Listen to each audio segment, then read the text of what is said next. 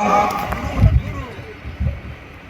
लोग के अभिभावक माननीय सुरेश यादव जी, माननीय जग नारायण सिंह जी, माननीय बेसलाल यादव जी हम लोग के अभिभावक हैं, माननीय राघव सिंह जी, माननीय हम लोग के लोकप्रिय एनडीए के प्रत्याशी माननीय उपेंद्र कुशवाहा जी, माननीय दिलीप कुमार सिंह जी एमएलसी, सत्यनारायण यादव जी पूर्व विधायक, जीवन कुमार जी एमएलसी, जितेंद्र यादव जी पूर्व एमएलसी उत्तर प्रदेश, धीरेन्द्र सिंह जी प्रदेश उपाध्यक्ष, त्रिविक्रम सिंह प्रदेश मंत्री, अजय यादव जी, धनिक लाल मंडल जी प्रखंड प्रमुख बारून, विनोद शर्मा जी, प्रमोद सिंह जी पूर्व उप प्रमुख बारून, विद्यासागर पासवान जी, रंजीत सिंह जी, ब्रिज मोहन सिंह जी, जयशंकर यादव जी, कमता यादव जी, अनुज यादव जी मुखिया, विजय यादव जी उप प्रमुख जी, अजय यादव जी मुखिया जी, मनोज चौधरी जी मुखिया जी, बसंत मेहता जी मुखिया जी, राम प्रवेश यादव जी, विनोद ठाकुर जी, रंजीत कुमार सिंह और जिनके सानिध्य में आप सब यहाँ जिनके बुलावे पे आए हैं, जो आपके सुख दुख के हमेशा साथी हैं। और मैं तो 7 घंटे से उपेंद्र जी 7 घंटे से लोग 11 बजे लोग बुला लिए, आप लोग 7 घंटे से हैं अपने उपेंद्र जी के इंतजार में। और यहाँ जितने उपस्थित हमारे अभिभावक हैं, नौजवान मित्र हैं, हम सब इस संकल्प के साथ हैं कि हम यहाँ से एनडीए प्रत्याशी उपेंद्र कुशवाहा जी को जिताएंगे।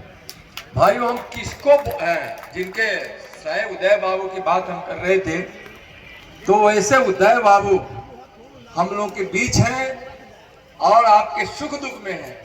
और मैं भी वचन देता हूं कि जिस प्रकार उदय बाबू के नेतृत्व में, उनके मित्रों के, उनके संबंधियों के नेतृत्व में आप सब विश्वास करते हैं, जो भी जरूरत होगी मैं इस बारून की धरती को गोद लेता हूं, भारत का गृह राज्य मंत्री हूं, आपको कभी कोई कष्ट होने नहीं दूंगा।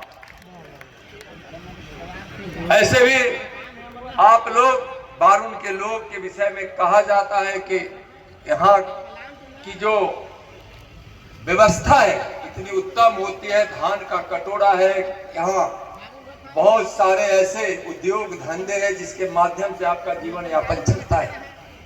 फिर भी इसके अलावा मान सम्मान हो या किसी प्रकार की सेवा हो, उसमें आपका नित्यानंद राय कभी कभी नहीं छोड़ेगा। किसको वोट करेंगे आप सोचिए तो। एक तरफ माननीय उपेंद्र कुशवाहा जी है, कल गृह मंत्री जी कह के गए उपेंद्र कुशवाहा जी को जिताकर भेजिए, हम इनको बड़ा आदमी बनाएंगे। बड़ा आदमी का मतलब क्या होता है आप समझ रहे हो।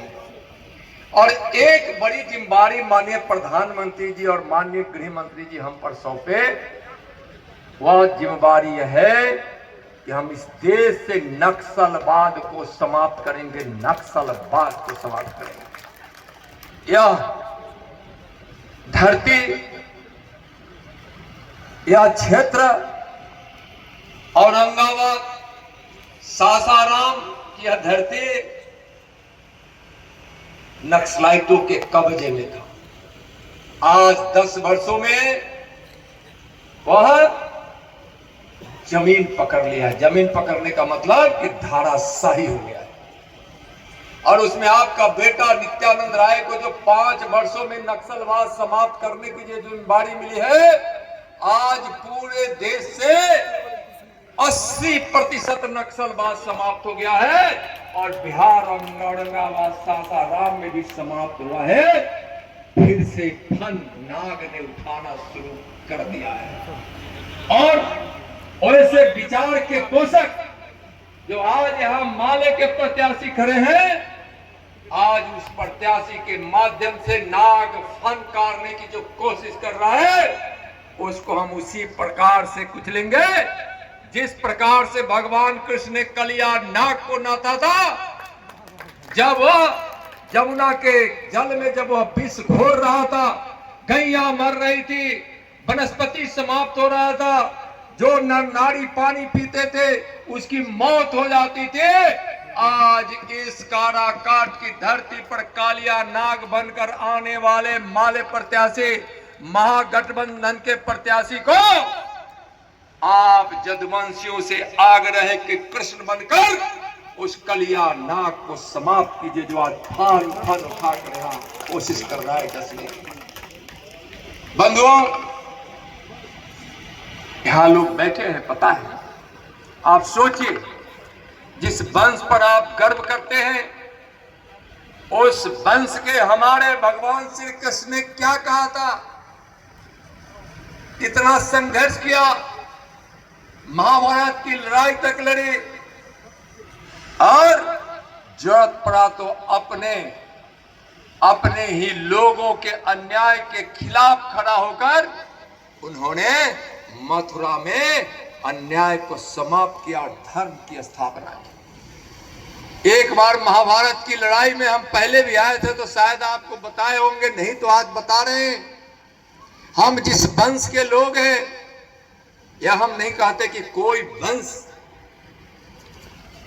ऐसा नहीं है जिसमें उसके कुल में, उसके वंश में, उसमें महारत, वैभव और गौरव नहीं, सब में।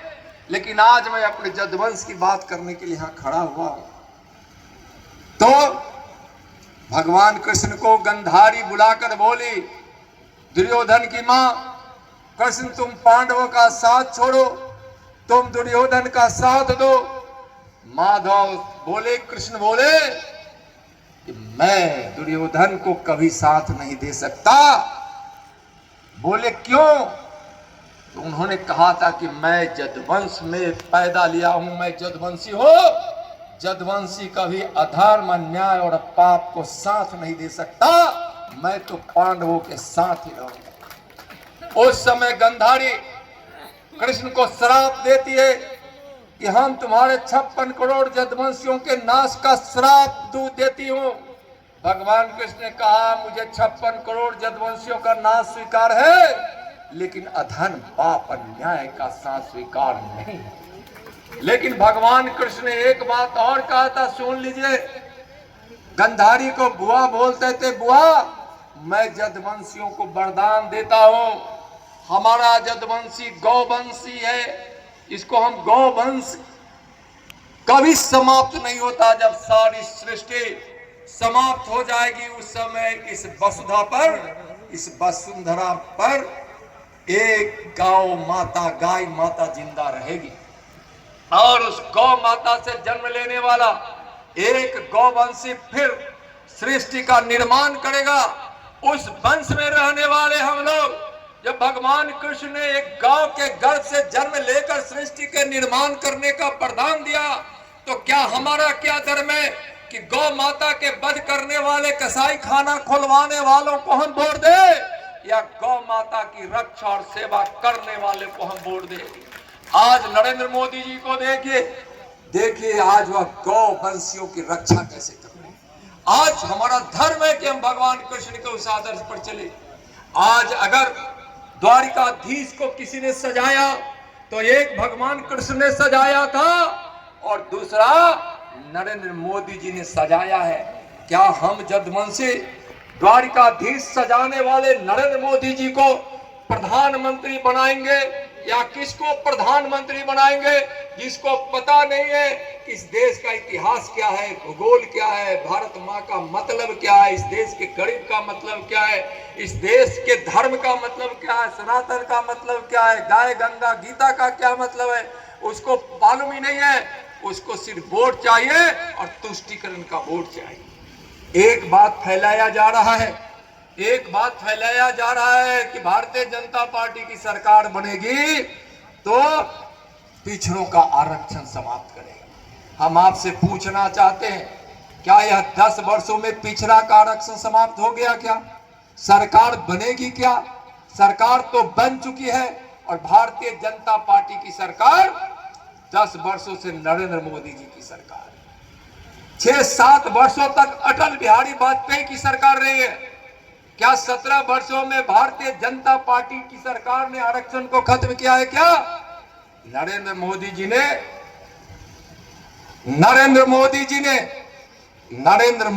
ने आरक्षण को मजबूत किया है। हम पूछना चाहते हैं आरजेडी वालों से, कांग्रेस वालों से, माले वालों से, क्या आज तक जो अति पिछड़ों के आरक्षण को और अति पिछड़ों के अधिकार को जो सुरक्षित करने वाला हमारा आयोग है, पिछड़ा वर्ग आयोग, क्या आज तक आपने उसको संवैधानिक दर्जा दिया था? क्या जैसे संवैधानिक दर्जा भारतीय जनता पार्टी की सरकार नरेंद्र मोदी जी के नेतृत्व में एनडीए की सरकार ने ओबीसी आयोग को संवैधानिक दर्जा दिया, उसे दिन तय हो गया कि ओबीसी का आरक्षण कोई माई का लाल हटा नहीं सकता है, कोई माई का लाल हटा नहीं सकता है। आज जो पिछड़ों को जो मेडिकल कॉलेज में, जो शिक्षण संस्थानों में, बड़े बड़े संस्थानों में जो आरक्षण नहीं था और था भी तो भर्ती नहीं होती थे, आज नरेंद्र मोदी जी ने उस सीट को भी भरने का काम किया है। आज उस सीट को भी भरने का काम किया है। कहां हम आरक्षण के विरोधी हैं? यह झूठ बोलने की बात है। अगर आरक्षण की विरोधी भारतीय जनता पार्टी होती तो आज भारतीय जनता पार्टी के एनडीए की सरकार में दिल्ली में सबसे ज्यादा ओबीसी मंत्री और सभी प्रमुख विभाग, जिस देवी देवता को हम पूछते हैं, दुर्गा का विभाग, लक्ष्मी का विभाग, सरस्वती का विभाग और प्रकृति भगवान का विभाग आज यादव कुल में है। यादव कुल में आप जानते हैं भूपेंद्र यादव जी आज प्रकृति के, आज वन पर्यावरण मंत्री हैं। आज राव इंद्रजीत सिंह, वही राव इंद्रजीत सिंह जिनके पिता ने, जिनके दादा ने 500 अपने सेनाओं के साथ कुर्बानी दी थी और अंग्रेजों को पराजित किया था। आज हमारी अन्नपूर्णा देवी झारखंड की बगल की, आज वह क्या है तो शिक्षा मंत्री है। आपका नित्यानंद राय गृह राज्य मंत्री। गृह मंत्रालय को लोग कहते हैं कि शक्ति का मंत्रालय है, दुर्गा का मंत्रालय है, तो दुर्गा का मंत्रालय है। आपके पास ज्ञान का मंत्रालय, सरस्वती माता के मंत्रालय का विभाग भी यादव को। कॉमर्स मिनिस्टर है इंद्रजीत राज सिंह, वित्त मंत्रालय में धन दौलत नहीं। अगर भारत के देश का जो सबसे वित्तीय प्रबंधन भले ही करता होगा, लेकिन जहां कॉमर्स मिनिस्ट्री है वही धन दौलत। तो आज आप क्या देख रहे हैं? इसलिए समय कम है, उपेंद्र जी को सुनेंगे, उसके बाद उदय जी का अंत में आप सबों को धन्यवाद प्राप्त होगा। लेकिन आपसे हम कहने आए हैं, संख्या हमारी है तो सबसे ज्यादा बिहार में मोदी जी के सारी योजनाओं का सबसे ज्यादा लाभ हमारे लोगों ने उठाया है। आज हम कैसे भूल सकते हैं जो हमारे लोगों का, गरीबों का घर बना है, शौचालय बना है, गैस कनेक्शन मिला है, कोरोना का मुफ्त इलाज हुआ है, आयुष्मान भारत से मुफ्त इलाज हुआ है, कोरोना का वैक्सीन मिला है, आज जनधन खाता खुला है, किसान सम्मान निधि का आपका पैसा सबसे ज्यादा किसी के पास जा रहा है तो बिहार में जदवंशियों के पास जा रहा है। आज वैसे जदवंशी जिनको किसान सम्मान निधि का लाभ हो रहा है, 32 हजार रुपया आपके खाते में चला गया। एक बात कहकर मैं अपनी वाणी को विराम देता हूं। आप अपने विराट रूप को देखिए। कुएं के अंधेरे में आपको सबने डालने की कोशिश किया है, कुएं के अंधेरे में डालने की कोशिश किया है। मुलायम सिंह यादव जी हमारे प्रधानमंत्री हो गए होते यदि लालू जी उनका विरोध नहीं करते। क्या वह यादव कुल में नहीं था? उसी धरती के, जिस धरती पर भगवान कृष्ण जन्म लिए थे। आप देखे होंगे कि मुलायम सिंह यादव जी ने पिछली बार आशीर्वाद दिया था कि आप किस देश का मुख्यमंत्री फिर नरेंद्र मोदी बनेंगे, फिर बने और प्रधानमंत्री बने नरेंद्र मोदी जी, फिर प्रधानमंत्री बने और फिर मुलायम सिंह यादव को पद्म भूषण देकर उनको सम्मानित किया गया। आप कुछ लोग कहते हैं कि बीजेपी वाले केस कर दिए, हम आपको चुनौती देते हैं, जहां आप हमसे चर्चा करना चाहे कर लीजिए। आप पर सीबीआई का केस कब हुआ? जब कांग्रेस के प्रधानमंत्री थे। आप पर वह चार्जशीट कब हुआ? जब देवगौड़ा थे। जेल कब गए? तो गुजराल थे। फिर जब मनमोहन सिंह हुए तब आप पर फिर कार्रवाई हुई। आप बताइए कि क्या उसमें कहां भारतीय जनता पार्टी थी? तो आप तो सत्ता के लिए आज कांग्रेस के पास है। बंधुओं, झूठ और भ्रम से बाहर निकलिए। एक बात मैं आपसे विनती के साथ कहना चाहता हूं, आप अपने विराट रूप को देखना चाहते हैं तो आप कहां आपका विराट रूप है उसको परखिए, समझिए और उस विराट रूप के साथ रहिए। आज अंधेरे के कुएं में आरजेडी ने आपको रखने का काम किया है। कुएं के अंधेरे में आपको देखने नहीं देता है। आप अगर आरजेडी को खोजिएगा बिहार से बाहर जाकर तो मिलेगा नहीं, एक सांसद आज उसका नहीं मिलेगा। लेकिन आज गुजरात चले जाइए तो हाँ, पूनम माडम अपनी द्वारिका से आज सांसद है। आज राजस्थान के मिनिस्ट्री में यादव है। आज राजस्थान से आने वाले भूपेंद्र यादव जी मिनिस्टर हैं। आप हरियाणा से लड़ रहे हैं, हरियाणा से आने वाले राव इंद्रजीत सिंह मिनिस्टर हैं। हंसराज अहीर जी पिछड़ा वर्ग आयोग के अध्यक्ष है। महाराष्ट्र एमपी होते थे, हार गए तो पार्टी ने उनको आयोग का अध्यक्ष बना दिया। आज बंगाल चले जाइए तो दिलीप घोष अध्यक्ष थे और आज हमारे सांसद हैं। बगल में चल जाइए झारखंड से तो अन्नपूर्णा देवी है, बिहार से आइए तो नित्यानंद राय है, अशोक यादव जी है, आज रामकृपाल यादव जी है और बाकी अपने नेताओं का नाम है मंच पर जो बैठे उनका तो नाम गिनाया गया है। आप जहां चले जाइए इस भारत में भारतीय जनता पार्टी में यदुवंशियों के स्थान को ऊपर रखता है। आप विराट रूप देखना चाहते हैं तो यहां देखिए, जब मध्य प्रदेश में चले जाइए तो एक बार पहले भी बाबूलाल गौर एक यदुवंशी को मुख्यमंत्री बनाया था। आज मोहन सिंह यादव हमारे मुख्यमंत्री मध्य प्रदेश के हैं। यह हमारा विराट रूप है। भगवान कृष्ण माखन चुरा कर खा लिए। मैया बोली कन्हैया तुम माखन क्यों चुराए खाए? कन्हैया बोले मैं नहीं माखन खाया। मैया मैं माखन तो चुराया ही नहीं तो माखन खाया कैसे? माँ और कन्हैया और जसोदा मैया में जब बातें होती है, कन्हैया को जब माँ बोलती है कि तो मुंह खोल कर दिखाओ कन्हैया तुम माखन नहीं खाए, तो कन्हैया बोले कि अब तो हम पकड़े गए। कन्हैया ने मुंह खोला तो जसोदा मैया देखे कि पूरा ब्रह्मांड हमारे लल्ला कन्हैया के मुख में। उस ब्रह्मांड का दर्शन जसोदा मैया की आज जब अपने विराट रूप को देखना है तो जिसकी मैं एक एक प्रदेश गिनाया हूं, बहुत तो छूटा हुआ है। विराट रूप आपको अगर दिखाई देगा तो भारतीय जनता पार्टी में दिखाई देगा। आपकी गौ माता और गीता का सम्मान, गंगा का सम्मान, आप जिस धर्म के लिए जाने जाते हैं उसका सम्मान आज भारतीय जनता पार्टी करती है। तो आप आइए और नरेंद्र मोदी जी के सिपाही को, एनडीए के प्रत्याशी को, चिराग पासवान के प्रत्याशी को, नीतीश कुमार जी के प्रत्याशी को, भाजपा के प्रत्याशी को, उपेंद्र जी तो खुद राष्ट्रीय अध्यक्ष हैं अपनी पार्टी के, जीतन राम मांझी के सिपाही को, इन सब नेताओं को जिनको आशीर्वाद प्राप्त है उनको आप जिताइए। और यहां से जो माले के प्रत्याशी राजा राम सिंह है, 10 साल ओबरा से विधायक रह चुके हैं और आज उन्होंने क्या किया है इतिहास उठाकर देखिए।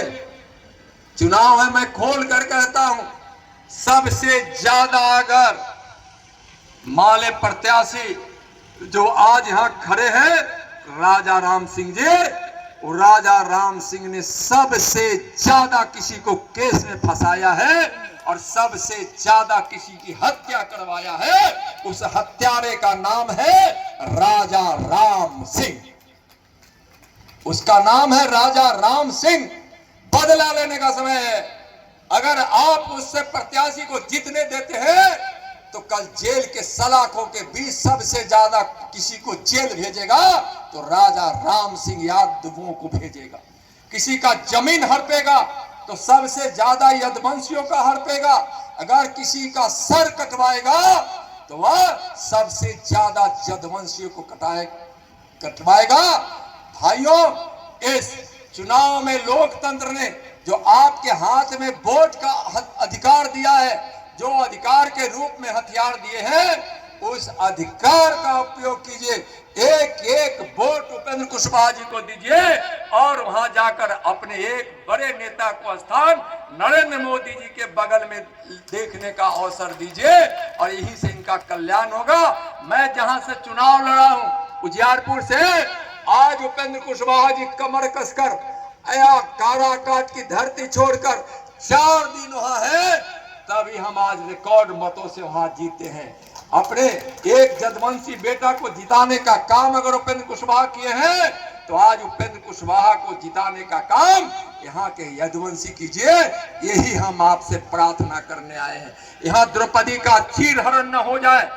आज वहां सम्मान दिया है उपेंद्र कुशवाहा जी ने। यहाँ का यदुवंशी उपेंद्र कुशवाहा को आज सिलेंडर छाप पर वोट देकर उस प्रकार से जिस प्रकार से कृष्ण ने द्रौपदी की रक्षा की थी, हम सब यदुवंशी इस धरती पर इस रक्षा करने के लिए, अगर उपेंद्र कुशवाहा जी का यहाँ अगर कोई चीरहरण करने की कोशिश दुशासन बनकर राजा राम सिंह करना चाह रहे हैं, तो कृष्ण बनकर यदुवंशी मेरा भी और उपेंद्र कुशवाहा जी की रक्षा कीजिए।